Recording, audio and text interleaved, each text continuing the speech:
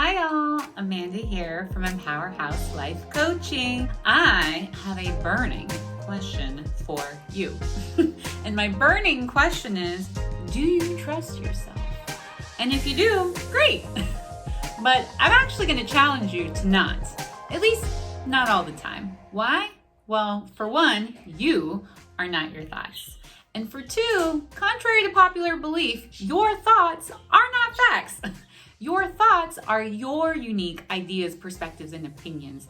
They are the narrative that you apply to everyday events.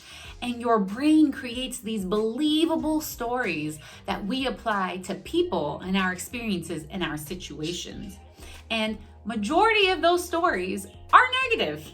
80% of your thoughts are negative, to be exact. Why is there so much negativity? Well, your brain is not wired for accuracy. It's wired to keep you alive. So your brain is scanning the world all day looking for danger. It's making predictions to protect you. And as you can imagine, some of the predictions that your brain is making are sometimes wrong.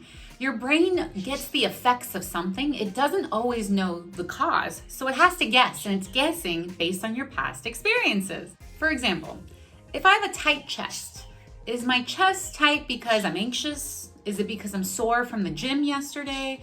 Is it because I ate something? Is it because I'm on the verge of a heart attack? The brain is making a guess based on what I've previously gone through in my past. And what's interesting is, even in times when your brain gets it wrong, for example, you predict that something will be there and it isn't, or you predict that something won't be there and something materializes, you can still experience something that is different than what actually happened out in the world. What do I mean by that? Well, let's say you're thirsty and you drink water, and a few minutes later you feel less thirsty. That feeling is actually remarkable because it takes 20 minutes for the bloodstream to absorb that water. However, the brain has learned from many experiences in the past that when you drink water, you get less thirsty. So because of this, your brain makes a prediction that becomes your experience.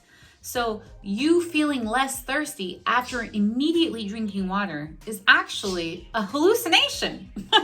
So, if our brain is making predictions and creating these narratives, which are only sometimes true, how are we supposed to trust ourselves and trust ourselves to make decisions which serve us?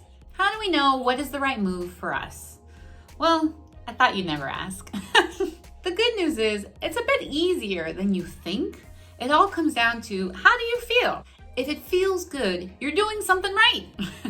If things don't feel good, that's where we really want to pause. We want to challenge you. We want to rumble your narrative, tease out your thoughts. We want to challenge what you're experiencing. Now, to challenge you, I'm going to give you some questions, and I recommend you write these down. Let's start off by picking an area in your life that you don't feel good about. First question, what's not good about it? What are my results? For example, maybe for your finances, you keep finding yourself in debt. Maybe in your career, you're a people leader and you somehow keep finding yourself with lazy employees. Or maybe you're in relationships and you keep ending up with cheaters. Write it out. The second question is, how is this pattern familiar with me? And the third question is, how do I keep this pattern going? The fourth question is, what do I get from keeping this pattern going? This is a great question because, as I mentioned before, your brain is constantly trying to keep you alive. And this pattern, in some way, shape, or form, is somehow trying to protect you. I'm going to assume one of your 3 basic needs are being challenged, and keeping this pattern going supports one of those basic needs, whether it's love, belonging, or certainty. And certainty is control and safety. So this pattern that keeps on going, it's just the best solution that your brain has come up with for you. Now, the fifth question, what can I take 100% responsibility for? And I understand it takes 2 plus to tango, but we're not worried about the other person. There's a pattern here we've identified, and part of the pattern is you. And the sixth and last question is, based on these insights, what needs to change? If you want different results, something's got to shift.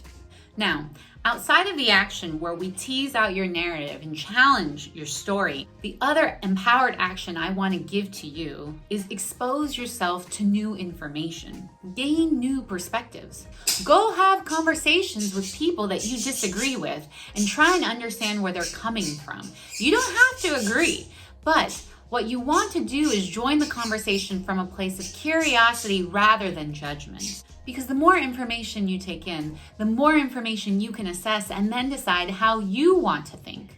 Connect with yourself in the process. How does this feel? And if it doesn't feel good, ask yourself why. What is it about it that makes you feel uncomfortable? Assess that response and then go from there. If it feels great, then great.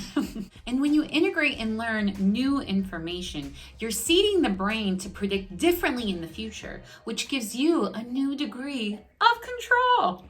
Well, that's all I have for you folks today. If you had any ahas, appreciations, drop a comment, send a DM, put a like up, do a reshare. Looking forward to hearing from you folks.